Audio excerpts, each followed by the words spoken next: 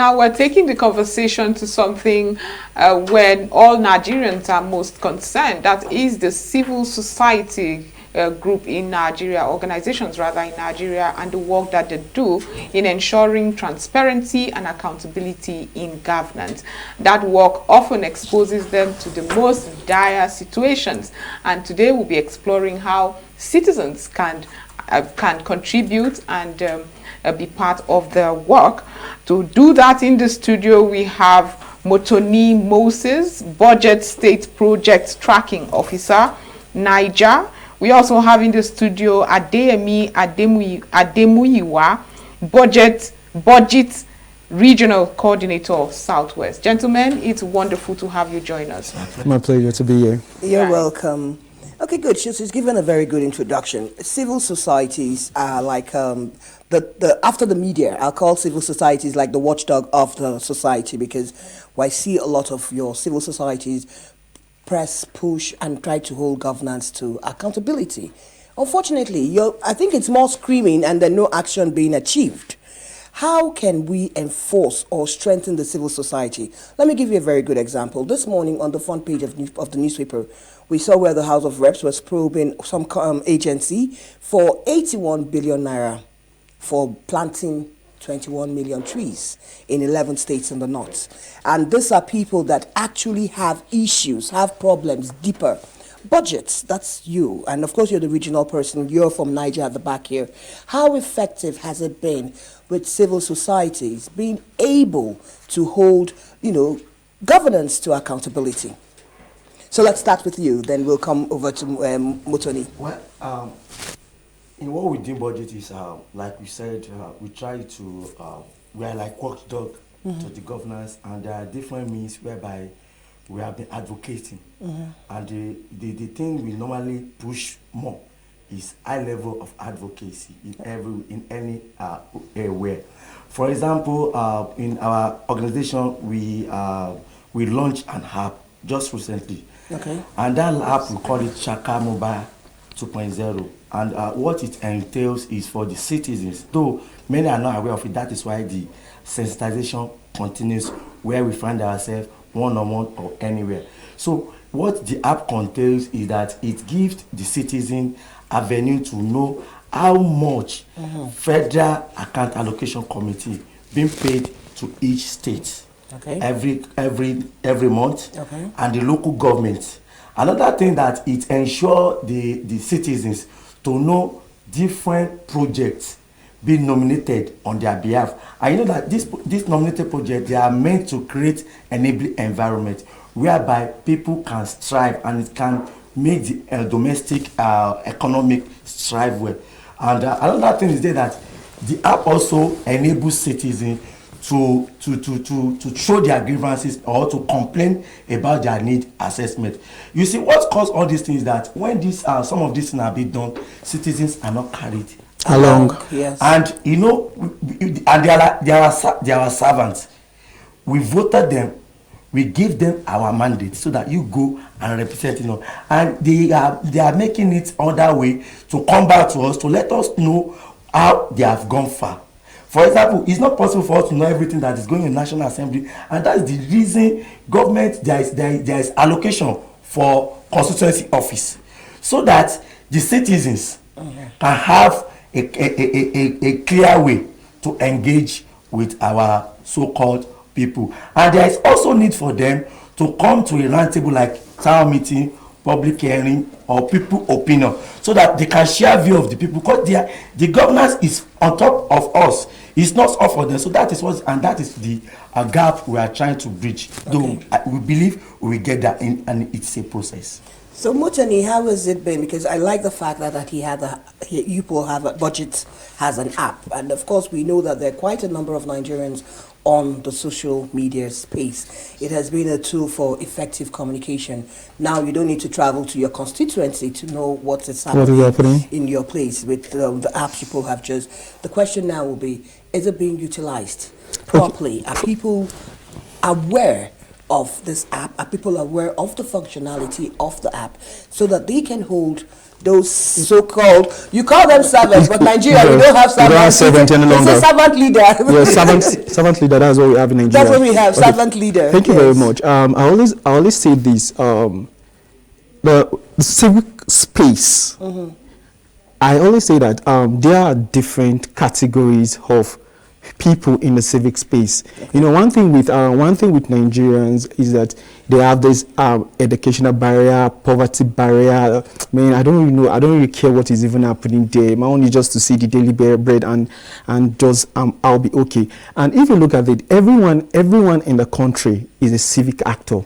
And who are these civic actors? These are people that participate in and contribute in in the civic space by playing a critical role in shaping and strengthening democratic process, promoting change and advocating for the interest of the community. Now, if you look at this, I am a citizen and I want to be a civic actor. Yeah. And I have this application which we have been using with time being. We have the Tracker Mobile 2.0 app.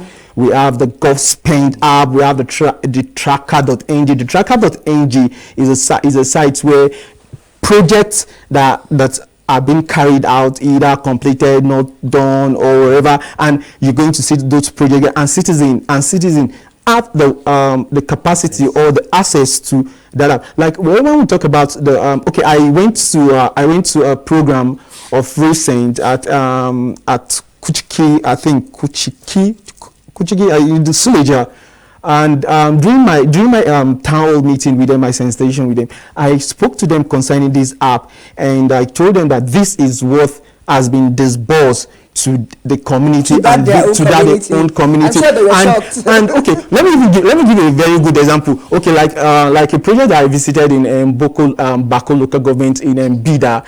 After I went there, I spoke to the community leader and one or two stakeholder over there, and at the end of the day said, yes, we knew that this project is going to take place in this community. I'm talking about the app now. We know that this project is going to take place in this community, and this was the allocation that was made for this project. About hundreds of billions is a construction of a skill acquisition center which has been left abandoned since last year. I don't know that, but do you know that this money was actually disbursed? I went to the GovSpend site, which displays budgets, which displays fund that has been disbursed to a particular agency, to a particular ministry, and I said they actually when I displayed it to them, there were actually two instances of fund that was displayed, and the community said, wow, we don't know that such kind of thing exists. And immediately they called the representative of that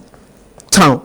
Some people came on, and this is what they told us, and this is what we are seeing. Yes. And money has actually been released for this project. So what is the next step?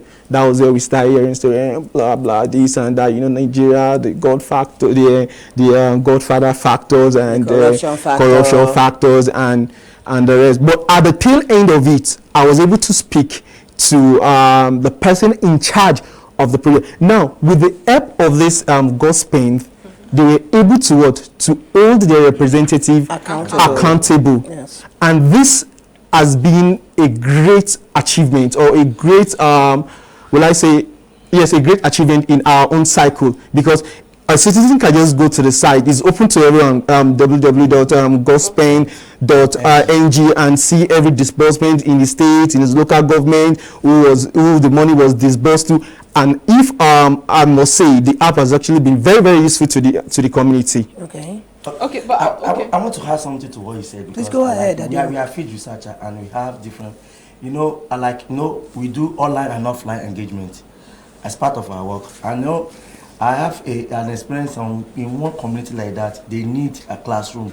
The students sit on bare floor. In Nigeria of today? In Nigeria of today. I went there, I told them that actual provision has been made for this. I gave them the publication. I left. But we shared contact. Later, they just called me. Mr. DM, do you know what happened? Some contractor came to their school and they said they want to dig borehole. They fight them that they have the information that they need to build. It's a classroom. The contractor now went back to the honorable that these people said they don't want water, but they want classroom. They now show them the publication. Where they got this? Eventually, they said because of the rate of change, you know, when the project was nominated, the cost of production, everything has changed. They now built a block of 2 classrooms, and the school are happy. Because that is their need. Yeah. However, we keep hearing things like this. While these are success stories, we also hear times when, yes, it is there. Civil society organizations such as yourself has exposed it. Now what? We don't see... Perfect question. We don't see those persecutions that should happen in cases where projects are not... Okay, for instance, we had a collaboration with ICPC, and during that period of time, we made a lot of fraudulent discovering disbursements of funds from one party to another to self-account, and at the tail end of it, you know that, let me give you for example, there are ways in which we can hold these people accountable, or they can be prosecution. And the problem is that we can't prosecute. We can, okay, this is the finding that we got, and this is what we want to give to ICPC to work with. So it is left for the ICPC to take up that case from there. Ours is just to do our findings, write letters, and possibly follow up with the community response. I've been to communities where at the end of the day, during the course of the project, during the course of the construction of the project was left abandoned, and as a result of 1 or 2 engagement and IPC involved, the contractor went back to site and start doing the work, because you don't have any option. This money has actually been disbursed to you. You don't do what the money is meant for. What's the synergy like? Let me ask Adeyemi that question. What's the synergy like with all the security agencies? Because I know when you say ICPC, EFCC, their core mandate is financial crime. Do they need budget to be telling them this is where the problems are? Because I feel that, you know, there's a lot we need to get right. So if without you, wouldn't they know that these projects have been disbursed? And after that, Nigerians, how can we, I think maybe we've run out of time, so we'll just use it to wrap up. How can we be able, beyond people like you that, you know, we're grateful for put this information out, how can the citizens hold their leaders accountable? The problem in Nigeria for me is twofold. We have a leadership problem and we have a followership problem. So you'll see people that, okay, I don't mind as long as it's my own thief, it's our thief. Do you understand? It doesn't matter. The son of the land. So corruption is put in religious context or tribal ethnic context. How can we as citizens also be accountable to hold those people accountable for patrimonial wealth? I think the first thing we need is the high level advocacy. Okay. And the sensitization need to continue, and there is need and involvement of NOA in this thing we are talking about, because there are a lot of things citizens out there need to know through them, and people like CSO like us, NGOs like us need to continue with advocacy. Then another thing that I find is that the literacy level of some people, of some community member, is also constraining our work. Okay. But that doesn't mean. But you know, one thing is for you to bring an information. Another thing is for you to take it. Yes. So it's level of advocacy, and people should continue asking questions. They should get involved. They should not leave the political party to some people. There's need for them to be participating. I'm not saying that they should be a full participant of political party, but they need, because these people are the people that now be raising bill. You say, I'm less concerned. Any bill they rose, we bound on you. So there's no need for advocacy to continue, and anybody that is fortunate to have the knowledge of what we are talking should start spreading the information. Unfortunately, we've run out of time, but we have to invite you, because this is a conversation that Nigerians need to hear, especially when we have a new government in place. We have 93 days today, then President Bola Ahmed Tinubu will be clocking his first 100 days. So I think that this is information that is important and imperative that we get out to Nigerians so they begin to hold their leaders accountable. But we want to say thank you. And we've been talking with Motoni Moses, who's the Budget State Project Tracking Officer Niger State. Niger State. And of course, Mr. Adeyemi Ademuyiwa, he's the Budge 8 Regional Coordinator, Southwest. Many thanks for being on Awesome Morning. Thank you. We are happy to be here. And that's how we wrap up the program. But of course, tomorrow is Friday, and make it a date. The weekend edition will be here. So looking forward to spending our time with you. I am Ifunanya Yvonne Amafili. And I am Joy Asane. Thank you for being part of today's edition, and have a wonderful day.